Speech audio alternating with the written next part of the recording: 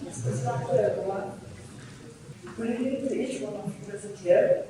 My name is Emeritus I'm a fellow in the Center for Bhutan and GNH Studies, and I'm honored for today.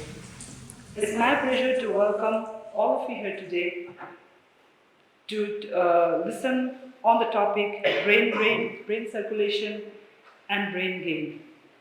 In the past, the terms brain drain and exodus didn't raise much concern among the Bhutanese population. However, today they have become prominent topic of discussion as an increasing number of Bhutanese are choosing to immigrate and settle in foreign countries. These phenomenon of immigration, often referred to as brain drain, has captured the attention of the public and policymakers alike. According to recent research conducted by CBS, the rate of immigration has accelerated significantly. In the early months of 2023, approximately 5,000 Bhutanese citizens were migrating abroad each month.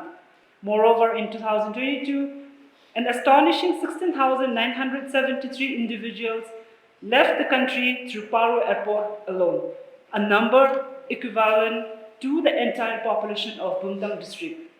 The situation has become even more critical with a considerable portion of Bhutanese choosing to relocate to countries like Australia, which has exacerbated the brain drain problem. Its consequences have become a pressing matter for the nation. According to the media reports, a significant portion of those leaving the country are individuals in mid-level positions having accumulated approximately 5 to 10 years of work experience. Their departure is witnessing the effects on the developmental projects and service delivery, although quantifying the exact extent of this impact is challenging due to inadequate data. Nevertheless, the consequences are clearly visible. As for addressing the brain drain issue, the government has recently conveyed a serious message expressing its willingness to welcome back those who have immigrated to Australia and offering them opportunities for employment within the country. However, the question remains, is this approach sufficient to halt the ongoing exodus? Can the government successfully entice and prevent more individuals from leaving? This is why it is my immense honor to introduce Dr. Fazal Rizvi, who will talk on the brain drain, brain circulation, brain gain for today. Dr. Rizvi will share about what are the various policy options available for Bhutan to develop mechanisms of brain gain. Dr. Rizvi is an Emeritus Professor of Global Studies in Education at the University of Melbourne, as well as at the University of Illinois at Urbana-Champaign. He has written extensively on issues of identity and culture in transnational contexts, globalization and education policy, internationalization of higher education, the politics of India, Australia research collaboration, and Australia-Asia relations.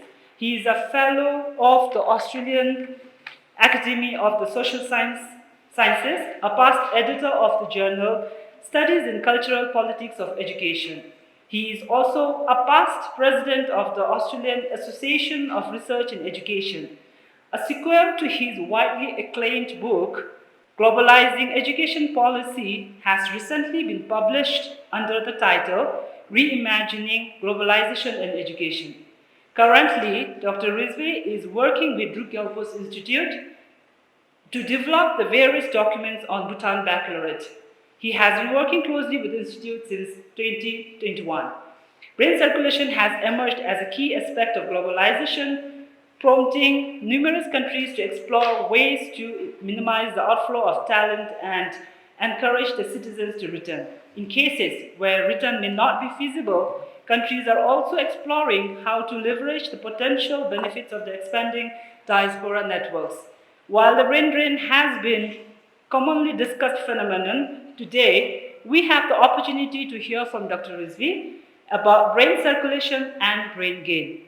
These entails understanding the movement of skilled individuals across borders, the potential for gaining talent, and the mechanism to curb immigration. Dr. Rizvi's insights will shed light on the concept of brain circulation, which implies a dynamic flow of skilled professionals across different countries. Overall, this opportunity to learn from Dr. Rizvi will provide valuable insights into the complexities of brain circulation, brain gain, and the possibilities and limitation of stopping immigration altogether. Without further delay, Dr. Rizvi, the floor is all yours for now, next 50 minutes. Thank you. Well, thank you very much. I want to begin by expressing my great gratitude to the university, to the center, and indeed my friend and colleague Arun Kapoor, who has brought me here to talk to as many people as I am willing to. He's been a very good guide, a very good host, and a very good friend, and I do want to publicly acknowledge his role in enabling me to enjoy this wonderful opportunity. This is the first time I have come to Bhutan, although I have been working with Bhutan since 2021. Much of my work has involved working online, talking to teachers, students, parents, and others on an ongoing basis using Zoom technology and making notes and writing short papers on the kind of impressions that are left and circulating them around so that I can become truly a critical friend of DGI. I emphasize friend and I emphasize critical because I don't simply want to say how good everything that is happening at DGI is, but I also want to say that I am a deep and abiding fan of what Arun and DGI is doing. Okay, so much so that every opportunity I get anywhere in the world, not only in Australia, I say things that excite people about the potential of Bhutan Baccalaureate to become disseminated and to become considered by people around the world who are equally considering the challenges of education. So my view of Bhutan Baccalaureate is very positive, but I'm also interested in how the Bhutan Baccalaureate and the ideas that have been developed can be appropriately disseminated, and what challenges there are in the transition process as the Bhutan Baccalaureate is taken beyond the Royal Academy of Education to other schools in Bhutan and indeed elsewhere. As part of that particular project, during 2022, I conducted a large number of interviews. I calculated the other day something like 65 interviews with teachers who are going through the transition process, who are trying to understand what Bhutan Baccalaureate is and how it has the potential to transform schooling in this country and how it has various issues that need to be. Now, altogether, I've worked with, there are 22 students who are in the transition process, and I think I've talked to something like 15 of those 22 schools. I've also talked to other people, but intensively with 15 students.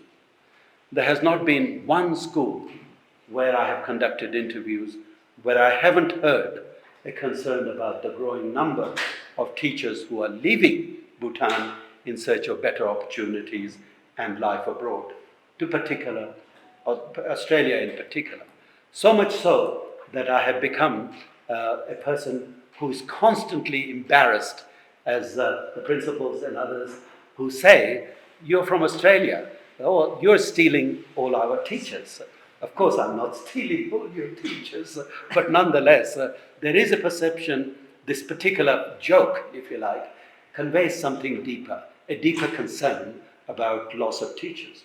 I've come across schools where 3 or 4 people who were deeply involved and who had mastered the basic tenets and basic principles of Bhutan Baccalaureate all of a sudden packed their bag and left for Australia, leaving schools in lurch. I don't know the name of the school, but that school was very volatile to me and sort of saying, look, this damage is not only in relation to Bhutan Baccalaureate, but our school generally. Okay. So as a result, I've had no other option but to pay close attention to the issue of brain drain and what is possible, how it is possible, what challenges there are, and how these challenges might be represented. Of course, my knowledge and my understanding is largely in relation to the departure of teachers from your schools, but I think the trend is much broader. It represents something broader that applies to a number of other professions. Hang on, how do I? Yeah, the trend is broad. What appears to be the case is that there are some people who are leaving Bhutan through the normal immigration process, largely because they've been sponsored by a friend or a relative who is already living in Australia or Canada or Britain or indeed other places. But I think what is quite clear is higher education appears to be a major path towards migration. So much so that there has become, within Australian context, a very close nexus between higher education and immigration, to the extent that something of the order of 60% of the students who start off as students at one of Australia's 42 universities eventually apply to acquire permanent residence.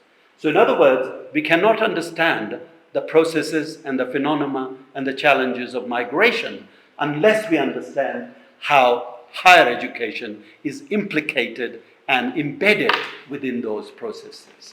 And as a result, the relationship between higher education and settlement is a very close one. Just to illustrate that, in 2022, according to the figures available from the Department of Home Affairs, who collects this figure, Australia granted 5,523 visas to Bhutanese students. This represented the fifth largest source of students from anywhere in the world.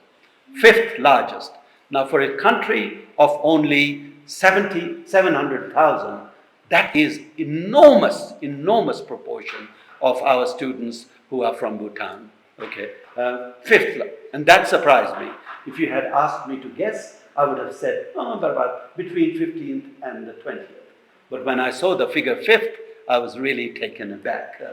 Now, what has happened is before COVID, the number of application visas that were granted was 1,447, and that was a very high mark. This number, 5,523, is expected to show even further rise in 2023. Indeed, Australian universities are already counting on something like 7,000 international students during 23-24 academic year. This rise from 1,400 to 5,500 is an alarming rise, and this has happened on the either side of COVID. So what has COVID contributed to giving rise to this increase is something that we are all trying to figure out in Australia, and I think it's a task and it's a research a question that many of you should be asking too. In what ways was COVID an intervening factor that it showed that the number went up from 1,447 to 5,523, and then is expected to rise by another 1,500 next year. The projection now, this is Australian government projection, that over 60% of these students who are coming from Bhutan will apply to stay on in Australia after their studies. 60%, okay. Now, the average is 60% across all students. However, there are countries which were lower. And it was indeed the case that number of students from Bhutan were returning in larger than 60% before COVID, but are now expected to remain within the trend that is national trend, if you like. Australia has 400,000 400,000 international students in its 42 universities. It represents something of the order of 35% of the student population of Australian higher education. And it represents between 35 and 40% of revenue source for us. In other words, it is a very lucrative business indeed.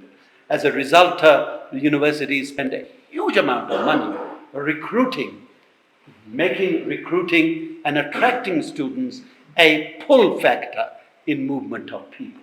And I'm going to talk a little bit more about the pull factor as well as the push factor. The thing about migration is quite often we focus on push factors and look at ourselves as to why it is that people are going abroad. We pay less attention to the question of pull. How is it that attractions are departure from leaving from one country to another country is made attractive? So, the slang word, brain drain, is often used to refer to this phenomenon, the phenomena that I've just described, except when it was created, it was largely about direct migration, not mediated by higher education. The new aspect of higher education, the brain drain, is now, it is mediated by higher education. So jumping from, if you like, one country into higher education abroad, and then applying for, and then perhaps coming back. This term was coined in early 1960s. The idea of brain drain denotes the departure of highly educated and professional people from mostly a lower income country to one that is higher income. Of course, you can refer to brain drain for people who are moving from Australia to United States as well, but generally it is really a developmental concept rather than a concept about simple mobility from one country to another country. So, for example, there are 1 million Australians with Australian passport who are living in country around the world, including around 200,000 in Asia, mainly in Singapore, mainly in UAE, mainly in Hong Kong and places like that. But nevertheless, that is a large number too. So when we are talking about movement of people from other country to Australia, we should never forget that there is a diaspora, that is an Australian diaspora, that is going abroad as well. Now, for individuals, the mobility that is involved in brain drain is often based on perceptions. Now, I'm making that red because I want to say perceptions of increased pay, better living conditions, and enhanced opportunities. These opportunities are not always there. Many immigrants go to countries and find that their qualifications are not recognized, they cannot find a job, etc., etc. And as a result, the mobility itself is quite a painful experience. And as a result, so we need to understand, why is it that people have perceptions that the grass is greener on the other hand? How does that perception of affectivity, that emotional perception, get established? That's something that I am interested in. I think that needs to be researched. For a lower income country, brain drain represents the loss of human capital or human resources in which the country, the lower income country, has often invested quite heavily through the schooling, through the higher undergraduate studies, and then to that. So, for them, it is really something of a major concern. For higher income country, it secures the acquisition of skills and talents in which it did not have to invest at all. In fact, this nexus between higher education and skilled migration is a win-win situation for Australia. They don't have to invest, they get money in terms of the fees and all the other benefits of having a population that is basically paying its own way. And then it gets the benefit of having skilled migration. So Australian government and Australian universities, Australian society couldn't be any happier because they're not having to invest in developing educational skills. The students are doing that, or the countries from where they come are doing it. And as a result, it is a win-win situation for them. The decision to immigrate is often based on a whole range of factors which are contextually specific. The trouble with much of the literature on mobility is assumes that mobility and reasons for mobility are generalizable. More recent literature shows that is not the case. So the factors that operate in Bhutan, a very small country, are very different to the factors that apply for people coming from Punjab or Gujarat or somewhere like that. Okay. And as a result, comparative studies of patterns and reasons for migration need to be studied. A whole variety of push and pull factors are involved, though the significance of and relevance of these factors vary quite a bit. The push factors are those where people feel that they don't have the opportunities, they don't have the possibilities of advancement and so on. And the pull factors are where universities invest or governments invest huge amount of money advertising and building a technology of recruitment through recruitment agents, through IDP, and all those other institutions in which they have invested in order to recruit people. That is a pull factor. So as a result, there is a huge amount of done. I used to be the Deputy Vice Chancellor International around the turn of the century between 1998 and 2001 at a university called RMIT RMIT University, very large university and I had a staff of 45 people in my portfolio. 38 of them were marketing people. 38 of them. In other words, other aspects of our internationalization, research projects, collaboration, building links, diplomatic stuff, really was done by 7 people. And there were these 37 people who were going around the world recruiting students. These are the kind of factors that we cannot ignore. Now, whatever the factors, the decisions to migrate is never simple. I have to say, I've talked to a large number of people over the years, students as well as those people with whom I've conducted research, is that it invariably involves very painful experience of reflections, of deliberations, and of negotiations with your family. You know, you're having to actually convince your grandma that I am going there and I will come back, even if deep down you believe you're not going to come back. Okay? That's not an easy experience, and I actually think that we do not do enough work on the emotional logic of movement, including international students. We do not do enough work on what is called affective economy, economy of emotions. Okay? We should do that, actually.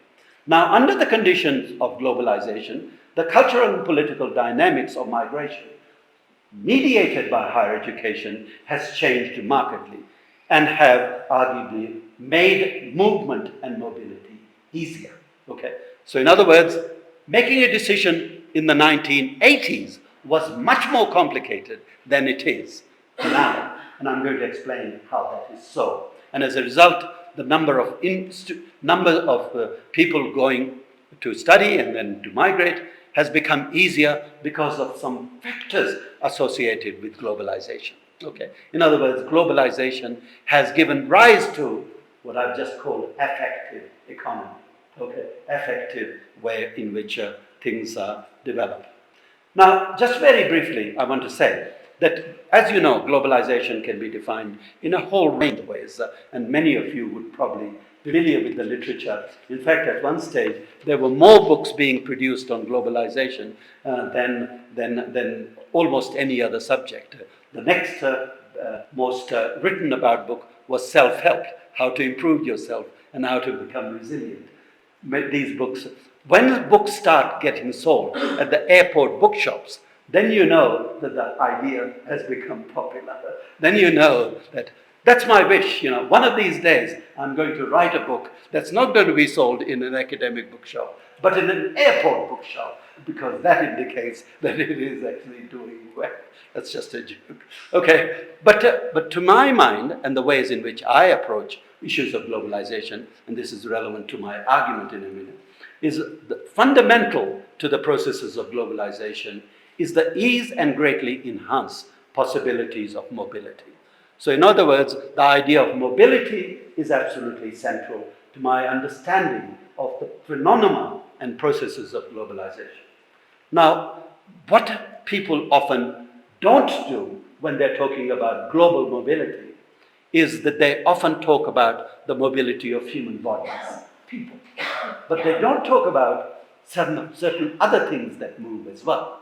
People move, but with people, cultures move too, cultural practices. The reason why there are so many Indian restaurants and curry has become the national dish of United Kingdom is because of mobility. Cultures have moved, okay? Ideas and ideologies move from one country to another country as well. So as we try to understand how it might be possible for Bhutan Baccalaureate and ideas that DGI has been working on are going to become mobile, we've got to understand that there is something that is a phenomenon. Now, of course, with people, with ideas, what else moves? Money moves. Okay, so we can't understand mobility of people without also understanding the nature of mobility of money. So remittances, but not only remittances, but the corporation money, the money in terms of aid and grants and things like this. There is a huge amount of mobility of money. And with money goes people, and with people go ideas, with ideas go cultures, with cultures go goods and services, including education, and with that goes media and technologies. I'll tell you what else moves, and that's actually what I want to highlight. Hopes, aspirations, and desires are mobile as well. Okay? As we move, our hopes have already begun to move. So even before we leave, our hopes and desires have already started moving from the locations where we are embedded. Okay? And as we go to the other place, our globalization of hopes and aspirations are again involved in a whole range of ways. So in other words, I think we need to understand how emotions move, how affectivity moves, and how that movement quite often drives the mobility of people, that drives the mobility of money. So all of these things are moving at the same time, but in a space that is asymmetrical. In other words, the movement is not happening on some kind of plane. The world is very uneven and bumpy. There are poor countries, there are rich countries. Mobility happens to be in certain directions and certain ways and with certain experiences. And that happens because of asymmetry of power in the global context. And in that context, when we are talking about mobility, it's not simply individual is moving, but individual is moving within the framework of an uneven geopolitical space. Uneven. So the reason why the more people move from Bhutan to Australia, then from Australia to here, is not an accident. It is a function. It is a function of asymmetries of power, asymmetries of history of colonization, etc., etc. So we need, what we've been trying to do in my own little section at the University of Melbourne is trying to understand how hopes and desires move. Okay. Now, you normally don't associate hopes and desires because these are abstractions, them to be moving. But I am very keen on understanding how they move and as a result affect them. Now, as a result of these factors associated with globalization, I want to say, and very fundamentally, that migrant experience ain't what it used to be. I migrated with my parents to Australia from India in 1966, okay. The mobility that was involved in my movement is very different kind than it might be the case now, okay. Mobility is fundamentally different. So migration is not a static phenomenon. Its form, its experiences, its consequences, its associations, and the ways in which others perceive migration are changing all the time, okay? And there are certain things that I want to say, how it is changing. The first thing, is when you're trying to persuade your grandmother that you're going to Australia to study there, okay, and she's very upset, then you invariably say to her, my movement, my mobility, I have no expectation of permanent departure or detachment from this community. I'll come and see you every day, and I will email you every day. I will use FaceTime every day. You are able to reassure her that you will not abandon her. Okay? You will make sure. When I went to Australia, I missed my friends desperately. Friends. And I would write letters on those little things called aerograms. Most of you wouldn't know what an aerogram is, but I think some of the older people would know what an aerogram was. These were blue things that you wrote and you sealed it up and sent it up. Well, I wrote very, very, very small letters to my friends about my experiences in Australia. Okay? And I would send it off. And if I were lucky, an Australian post was kind to me, an India post was even kinder to me, then the letter would get there and I would get a reply in 3 months if I'm lucky. Now I can right away pick up my telephone here, okay, and talk to my daughter and my wife in time, right now, instant, in ways that are organic. That changes the nature of migration. That changes the nature of migrant experience. Okay? And that's actually what I am saying, is the expectation of permanent detachment is something that most migrants who leave do not have. It's that feeling of permanent detachment emerges after a long time. And that's becoming longer and longer as people are able to return, people are able to remain in touch with their friends and families and so on.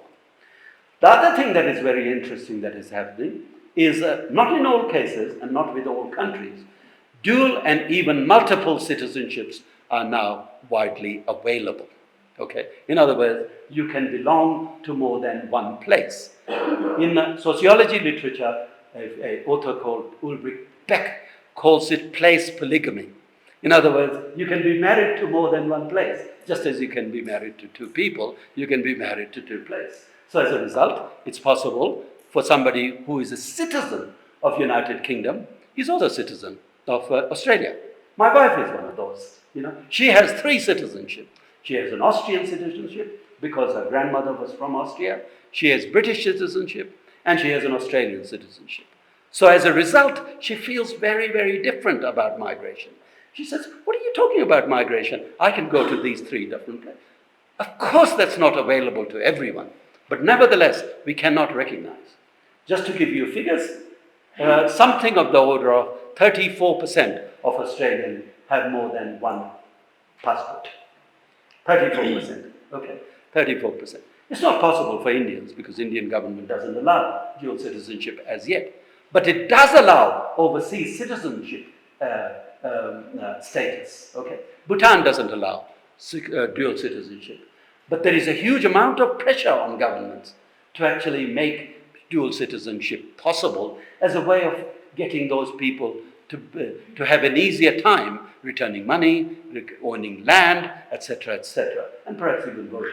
So as a result, the decision to migrate is now much better informed than ever before.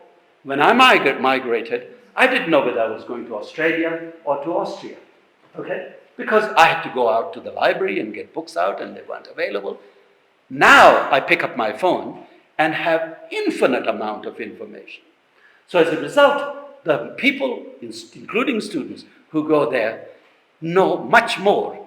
Some of my colleagues here are going to or have come back from University of Melbourne, my own university. I bet you they had studied what the campus looks like, what the experiences are, and what kind of coffee they can get, and whether there is a Bhutanese restaurant in the neighborhood, etc., etc. They can get that kind of detail. And as a result, migration is a much better informed phenomenon than it has ever been. The next point that I want to make, that it's increasingly not the individuals who move, but networks that they move. It's individuals don't make their decisions, but quite often networks. So as a result, the networks concentrated from one place. Let me give you, India is 1.5 billion or whatever it is now, 4.5 billion, and you would expect the Australian migrants to Australia from India, about 1 million now, 1.2 million actually, will come from, they will be evenly distributed across all the states. Not so. 40% of them come from Punjab. 40%. Okay. Now that shows that there are networks of mobility that have become formed. A group of people who talk to each other, for whom movement to Australia is perfectly natural. So as more people move, more networks get established, and easier it becomes for people to move. So as a result, a new student will spend a great deal of time talking to a student who has come back from the University of Melbourne to actually understand what it's all about and what kind of. Now, the other thing that about mobility, about migration that also needs to be known is mobility of skilled migrants is now greater than that of unskilled. In 1966, 90% of migrants who came to Australia were unskilled.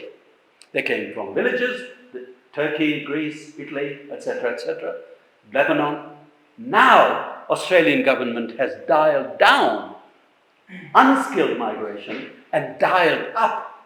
There is a search for talents that is taking place around the world.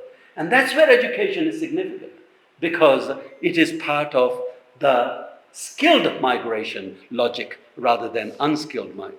Unskilled are still moving, but they're quite often given temporary visas, like from here to go to Singapore or from Bangladesh to go to Singapore and work there for a little while, but be required to come back. Skilled migrants are given preferences in that sense. And as a result, the nature of people who are moving through education, of course, is changing. Now, the other thing that I want to say is cross-border flows and circulations occur in all directions. In other words, there is a huge amount of mobility out of Australia to other countries as well. We've got to recognize that. So much so that Australian government is quite often using the term brain drain in a way that my definition doesn't allow. Okay? My definition is from a poorer country to a richer country. This is a richer country to a richer country. That's simply mobility. That's got nothing to do with brain drain, you know. But nevertheless, Australian government is concerned enough to actually use the term brain drain quite often and quite regularly. Ability to remain connected with friends and family when migrating at home and elsewhere through technology and ease of travel is everywhere. And I think that's actually what we've got to understand. How it is possible for people to remain in touch, okay, using that little thing that I showed you earlier on. Okay, let me sort of. Developments in communication technologies and the social media have thus transformed the nature of migrant experience. They have opened up the possibilities of ongoing transnational connectivities, allowing people not only to remain in touch with the family and friends at home and elsewhere in ways that are seemingly organic, but also take advantage of the transnational space, of the ways in which the connectivity itself is a source of advantage economically, in terms of investment, in terms of trade, in terms of export and import, and all those other things. So as a result, people are considering how transnationality is helpful. But the other thing that is happening is that the geographical distance has completely become different. So much so that it's possible to say that the distinction between here and there, 6,000 miles away, is not, and to some extent, as significant as it might have once been. So in other words, geography of connectivity have changed the ways in which people feel about moving, and people feel about distance, and feel about loss, and all those sort of things. Because you're not really losing your connectivity with your grandma if you're able to talk to her every day. Okay? And as a result, this has made the feelings very, very interesting. Now, relationship across borders have become more dynamic, capable of being renegotiated on an ongoing basis. Okay? In other words, we are constantly renegotiating the relationship that we might have while we are in Australia with our home in Bhutan. Okay? This doesn't remain static. This will change almost the very first week that you're there. So the relationship that you had imagined that you had between Australia and Bhutan is not going to be static. It's going to change. It's going to be changed in ways good and in change really quite harmful and negative. And as a result, you have to be self-aware of how it is that your feelings about the nature of connectivities and transnational connectivities are changing.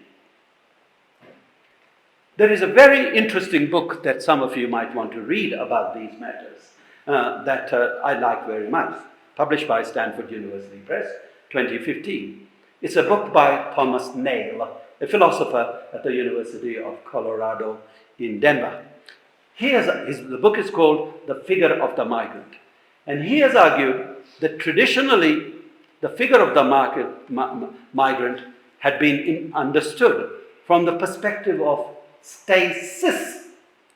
Migrant is assumed to be a secondary or derivative figure with respect to place-bound social membership. And statist, migrant is assumed to be a figure who is abandoning one place in order to embrace another one. And he said both of those assumptions had traditionally been part of the assumptions of migration literature. And both of those assumptions now need to be questioned and perhaps even denied and rejected. That is, migrant is not always a secondary figure within a new setting. So, for example, when you go as an international student, you are a valued commodity. And as a result, you are not regarded as a marginalized person who is on the margins of society. You're at the heart of society. The two universities that I'm associated with, the University of Melbourne and the university where I was DVC International, RMIT, are next door to each other. They share a border. Okay? Around that has emerged a new village in the CBD area, which really is an international student village. Okay? That village has everything that you might want and everything that you might want. Now, so as a result, of course they're valued because they're bringing in so much money and so much expertise and so many skills. And as a result, it is not easy to always regard migrant as somewhat alien and figure who is not valued within the dominant host community. That is changing. It hasn't changed completely. Some migrants are still isolated, still alienated, but increasingly the view of migration and mobility is changing. As more and more Australians go and set up their own village in Earl's Court in London, they realize and they have experience of what it feels like to have been mobile. And they actually can relate to people. So there are two assumptions. And there's status because it assumes that you're abandoning membership of one state to embrace another. In other words, when you move, then your assumption is that you abandon one in order to become the other. So when I went to Australia from India, I had to abandon my Indianness in order to assimilate into Australianness. Okay? That was a requirement of the policy of assimilation. I had to assimilate. Okay? And that assimilation required me to not only embrace what Australia had to offer, but also abandon what I had known before. That requirement is no longer there. Okay? So immigrants do not have to view themselves as secondary figures in the host nation, and it's not necessary for them to abandon the membership of their home country. And that has changed quite a bit as well. So, transnational relationships and networks have now become common, leading many migrant groups to prefer the use of the term diaspora rather than migration. In other words, I am a member of Indian diaspora in Australia, the scattered group of the global Indians, if you like, rather than a migrant. Because migrant had all these affiliations and assumptions and connotations that people prefer. I'm part of Indian diaspora, or I'm part of Chinese diaspora. And indeed, I have even heard some Bhutanese friends in Australia say, I'm part of the Bhutanese diaspora. I'm not a Bhutanese immigrant, I'm a Bhutanese. What does that signify? That signifies continuing connectivity to your country. In other words, the term diaspora leads many migrants to prefer the use of the term diaspora to think about their sense of belongingness in the world. The traditional concept of diaspora had highlighted a sense of shared cultural identity and common origin, relocated somewhere, like the Jewish diaspora or African diaspora, often in exile, with the expectation of returning home one day, the exilic position.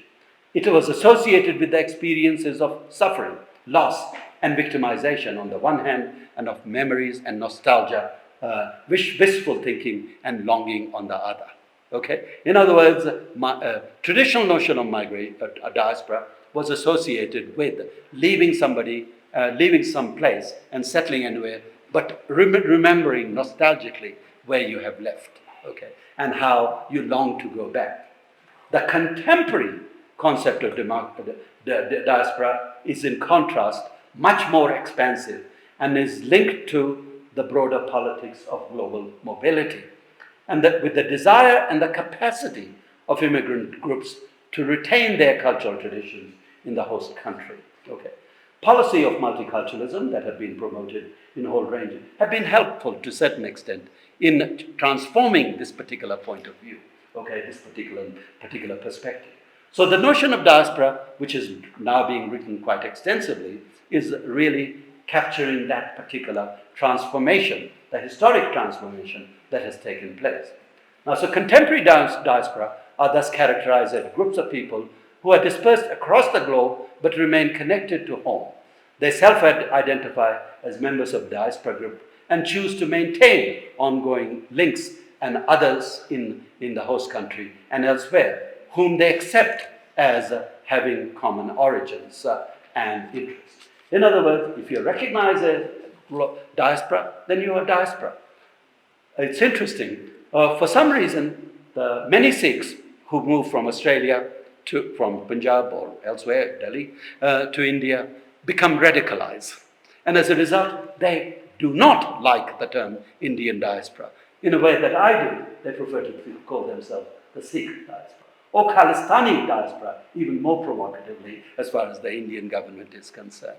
So you can see that affiliations as a diaspora group is a contested matter. It's not a self-evident descriptive category, it's something more than that. So the sense of identity is therefore not static. It's changing through the politics in the host country and in the transnational space, but involves processes of identity construction and reconstruction across shifting historical, political, and economic conditions. So the contemporary idea of diaspora highlights the diversity and dynamism of various communities, their capacities to be embedded simultaneously within multiple locations, as well as their ability to forge transnational systems of ties, interactions, and exchange and mobility. And this has changed in the last 30 years or something like that. It's against this recognition of the changing historical conditions that the term brain circulation has its significance. Okay? So in other words, as people are moving and abandoning the use of the term brain drain and embracing the term of brain circulation, they're doing it against a particular understanding of global transformations taking place in the world and the ways in which mobility is thought about, the ways in which transnational systems of ties and connections and connectivities are now possible and developed, and a whole range of those things make the term brain circulation much more attractive and appealing. So it's against this recognition of these developments that the notion of brain circulation has emerged, in an attempt to replace it with, replace the idea of brain drain. Brain drain means you are necessarily having to abandon. But if you don't have to abandon, and transnational systems of ties allow you to continue to be associated with your country of origin, then the relationship of brain skills moving around the place is different. Okay? The attempt suggests that immigration need not result in the loss of knowledge, skills, and expertise to the nation that migrants leave. Okay? In other words, it's not necessary for Bhutanese to go to and not be able to figure out how he or she can contribute back and remain connected even after a long period. Now, of course, this is not happening with everybody. But what I'm talking about is the logic of possibilities, okay? And it's out of the logic of possibilities that theoretical terms like brain circulation and brain drain comes from, okay? The empirical experience may be much more complicated and perhaps even aligned with older set of considerations rather than newer syndrome. But nevertheless, it's possible. While the concept of brain drain assumes the impossibility of collaboration and cooperation across national borders, the idea of brain circulation does completely the opposite. It actually encourages the possibility of transnational collaboration. And that's why the notion of brain circulation has a normative edge. It has a positive connotation, okay, because of this possibility that people... The idea of brain circulation suggested in the context of globalization, information, ideas, images, ideologies, the things that I talked about earlier, circulate across borders and can be utilized strategically by both the country of origin and the host country. Okay? In other words, it is possible for a mobile person to be beneficial to both sides. In other words, it is possible to make sure that there is no loss but gain. And that's the kind of romantic view of circulation that circulates around the idea of brain circulation.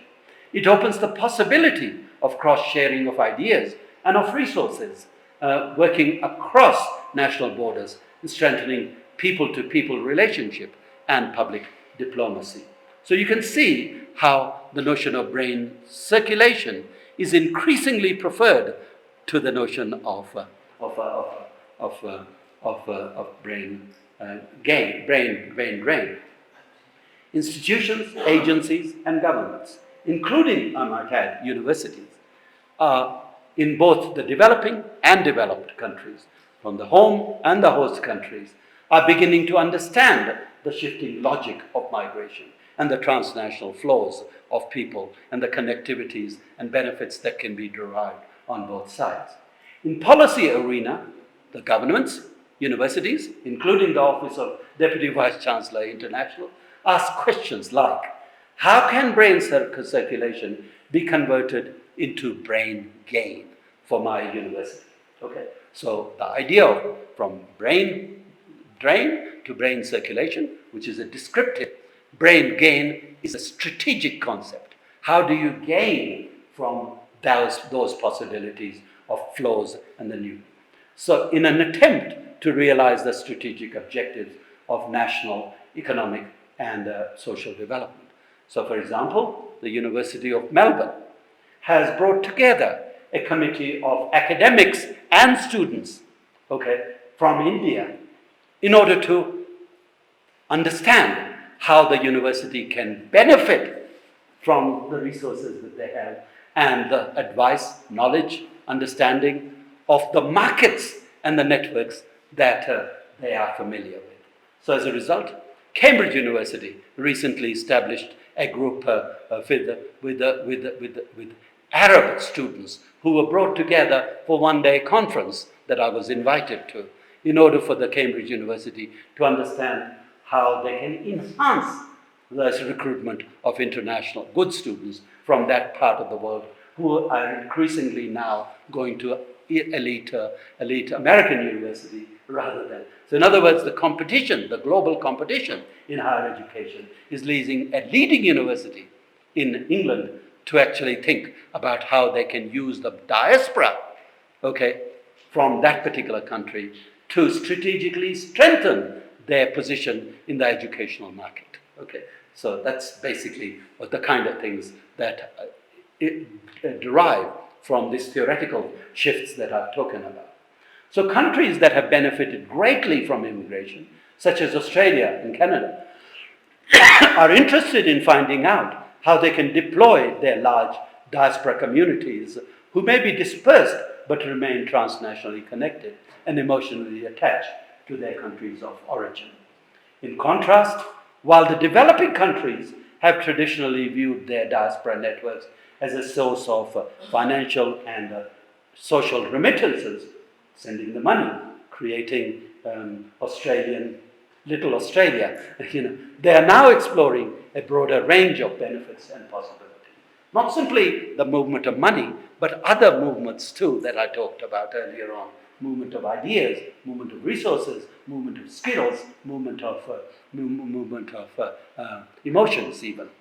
So what I'm saying is we have broadened the idea of what it is that the diaspora can do for you. Okay, much broader, and higher education has become embedded within that. Here are some examples. The Philippines has, for example, created an office for its sizable population abroad to explore how they can be supported and their expertise utilized in policy and program development. In other words, people are brought back in to actually show and contribute to workshops developing particular policies as a way of ensuring that transnational flows of expertise can benefit national interests. So from transnational to national study.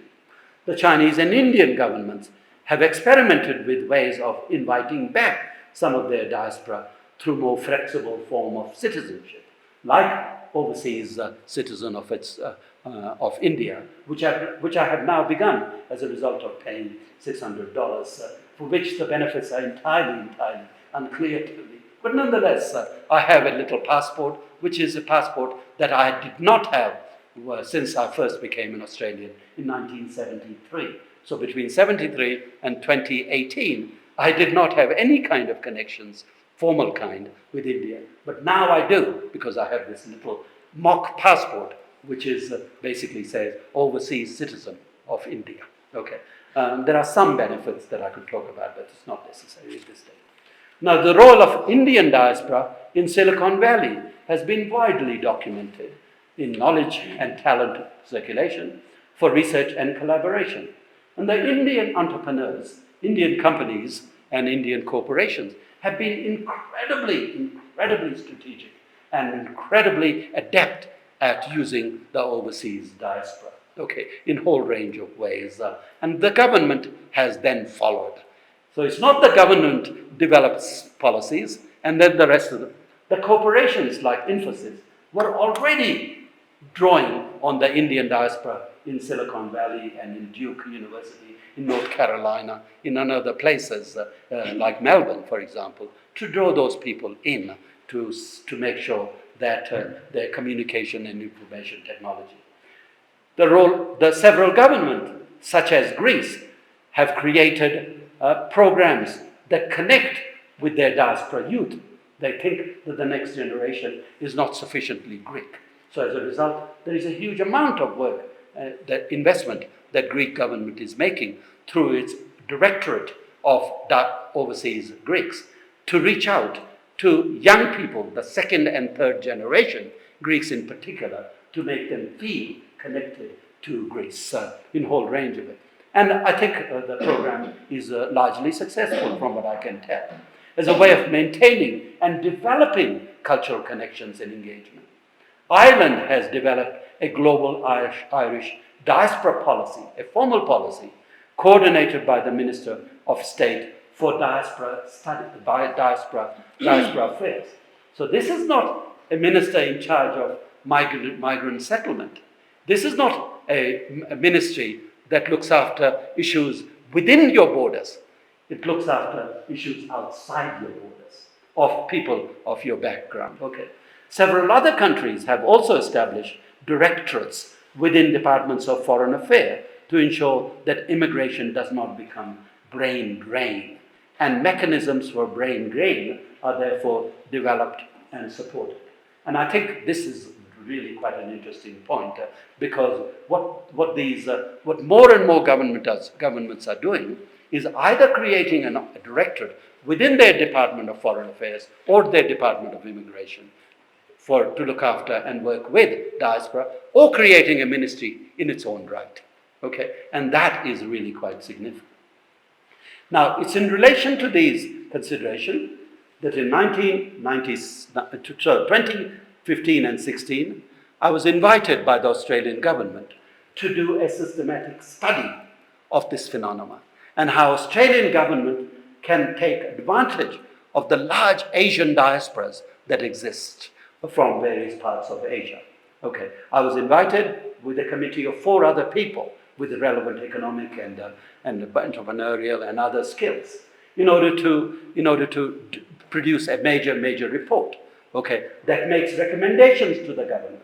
It was funded by the Australian Council for Learned Academy, called ACOLA, together with the Office of Chief Scientist in Australia. They commissioned this particular report. What I was really fascinated when I was first approached is why was the Office of Chief Scientist in Australia looking at these things? What they were doing was sort of saying the hunt for talent is becoming really intense in STEM areas. How do we bring and how do we use the resources of scientists, Australian scientists that have left Australia and are working at Stanford and Wisconsin and at Princeton and Harvard and MIT and CIT and so on? How can we bring them back? And if they don't bring back, how can we bring them back for part of the year? How can we give them an honorary or extraordinary positions so that they can become connected to our programs of research? So at the University of at Melbourne, there are now 70 scientists and social scientists too, who are not employed by the University of Illinois, but are brought in to collaborate on certain projects, okay, and to teach certain courses for a short period. So their primary affiliation is with Stanford or California Institute of Technology or UCLA. But arrangements have been made by the university to actually allow them to come. So a guest house has been created for them. Comfortable conditions have been created for them, etc., so that these people can come. I am at a number of universities, including University of Turku and University of Pretoria, in a similar kind of logic, not a diaspora logic, but it's the diaspora who have the most to gain by becoming reassociated with your country of origin. If you go there simply as a visiting scholar, that's okay, but that's not what these policies are trying to do. I was given 3 terms of reference, and I'm going to read them.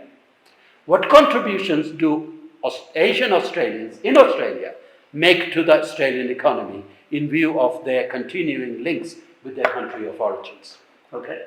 In other words, how are the Asian Australian academics and others, business people, making to make sure that their continuing links can become like I'll use the term diaspora advantage. Okay, how can it become diaspora? What opportunities do they have and what challenges they face? So my research was designed to find out what challenges, what they would like to be able to do, what they can't do because of various mechanisms and various cultural, organizational, legal and administrative impediments. And the third one is, what might Australian government do, as well as its major institutions, like its universities do, to address these challenges to realize the potential of diaspora advantage. Okay? The report of this work is available online. It's free, and all those other things about that thing. And it took me about 2 years to do it, but it was fun because I interviewed a large number of Asian students, Asian academics, Asian business people, and indeed others who had settled for a variety, for a range of different time frames. Actually. And the report is there, and you can read it, and I will leave that so that you can perhaps distribute it. Okay? Let me tell you what major conclusions, major findings were of this particular. Remember, this is not about a poor country using its diaspora abroad.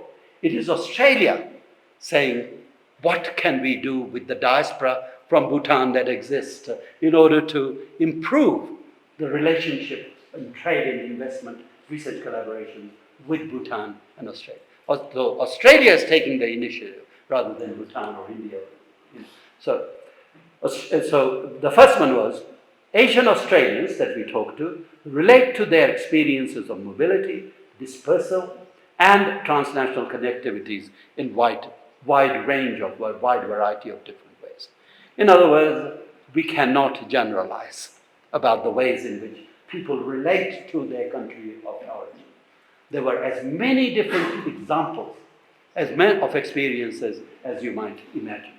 However, those within the diaspora community engaged in some form of transnational enterprise viewed these experiences of transnational connections and its commercial possibilities in very positive terms indeed.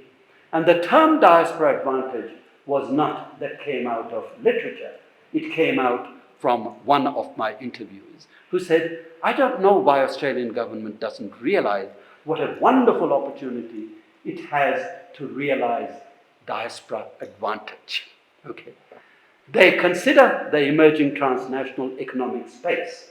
In other words, their view is that in globalized economy, what we are looking at is a connected, transnationally connected economic space, a dynamic and flexible space, both virtual and physical, where transnational circulation of ideas, knowledge, people, and capital can drive trade, investment, and collaboration in terms of limitless business opportunities.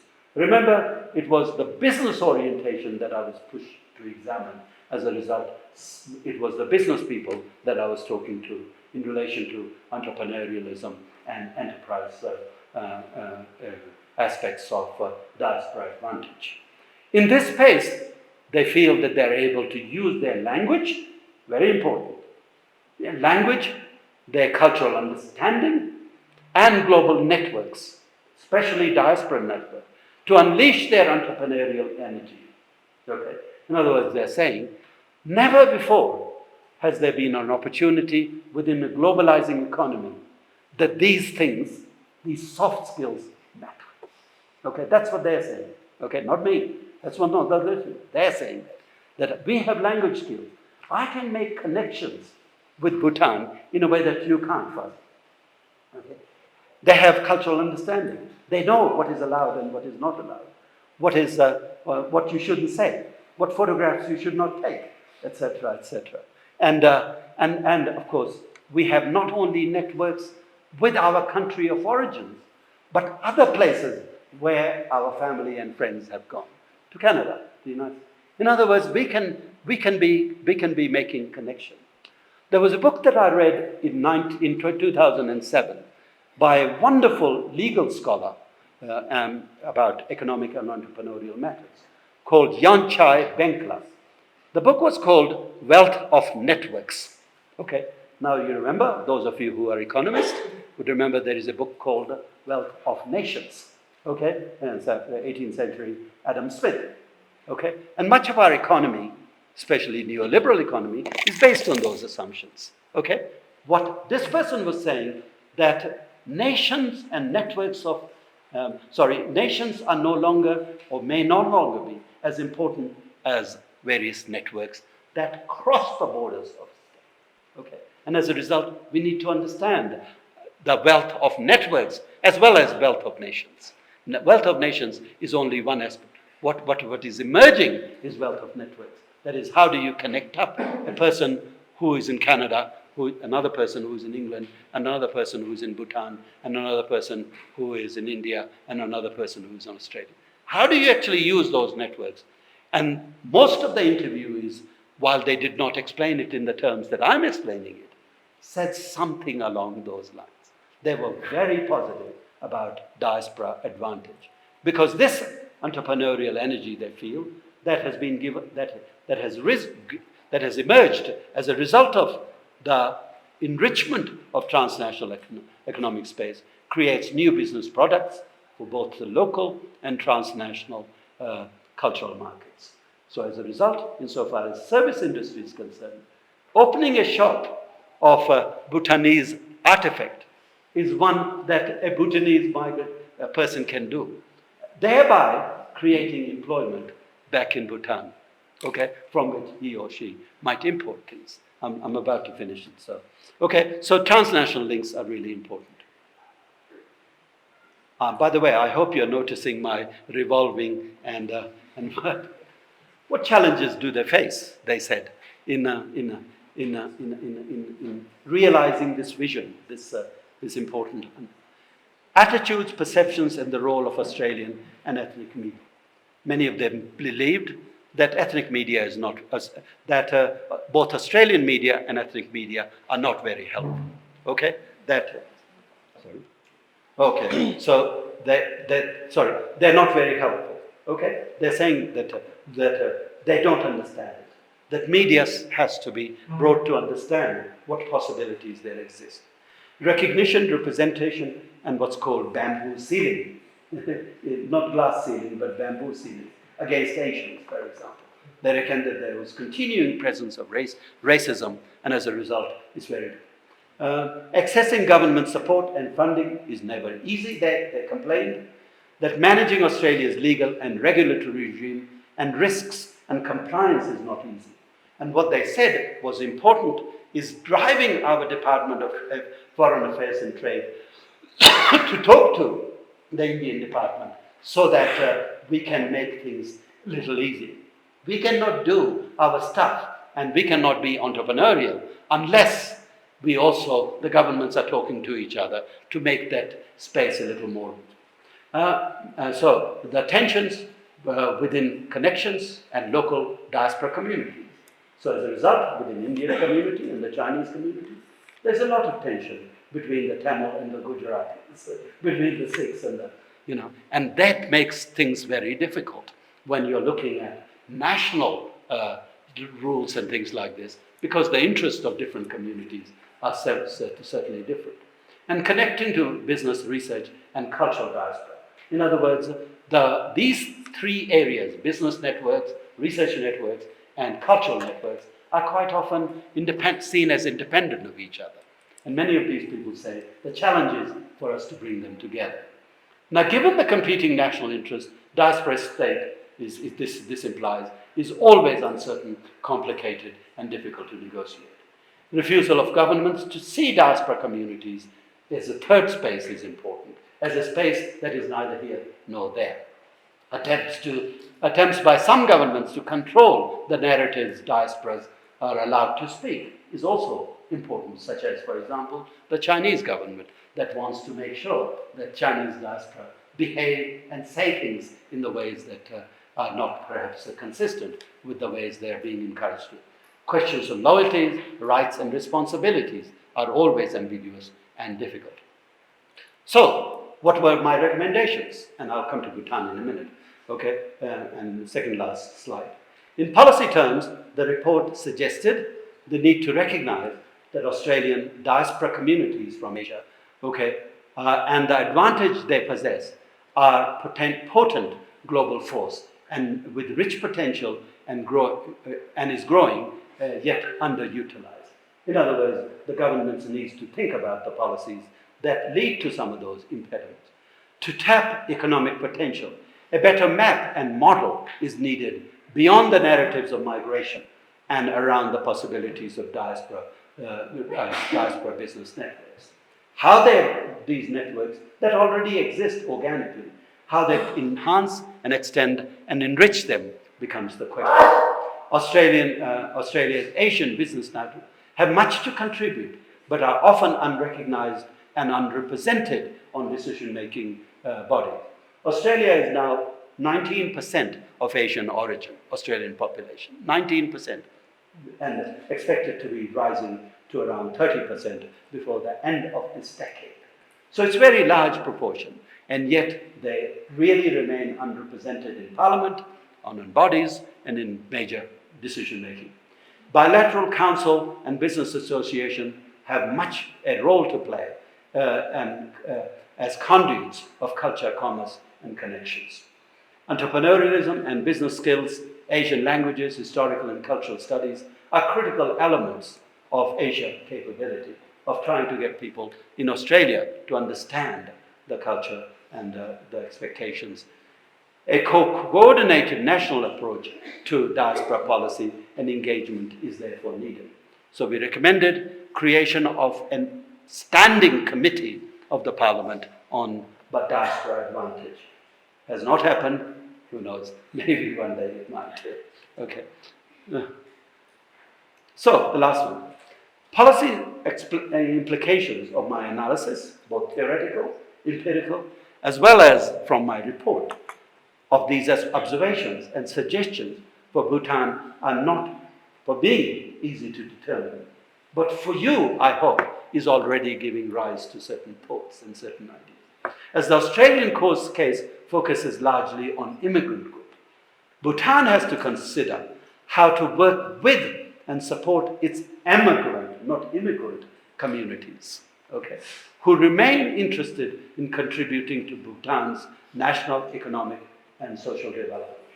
So the question really is, how do you use those people, some of whom may not ever want to come here, but remain interested. Some of them may come here for extended periods, but may want to go back. Some of them may return permanently, and some of them may come for 10 days, like I have. Okay? So as a result, there are a whole range of contingencies. Now, my own view is that in the government circles, the Bhutanese authorities need to ask the following question. What is the level of interest in Bhutanese diaspora community to make a contribution? And what contribution that they are already making? In other words, we need documentation. Okay? I'm not sure whether the documentation is available, but it is possible to create this center, to create a particular project in relation to that particular question, and send out a survey, send out interviews, do interviews on Zoom, and to, as a result, get an indication of the level of interest within the diaspora community. I suspect you'll find that 50% of the people are not interested at all. But 50% of the people are either intensely or very interested. That would be my guess. Okay? Although most people will say, yes, I'm interested, but I don't have time. But there are other people who are. Now, what they might do, of course, needs to be negotiated and thought about. And what possibilities there are need to be thought about. What are some of the impediments the diaspora community from Bhutan might face in making a contribution beyond economic remittances? Okay? What other modalities and what other possibilities exist? That needs to be worked through. I can't answer that question, but I'm sure you have some ideas.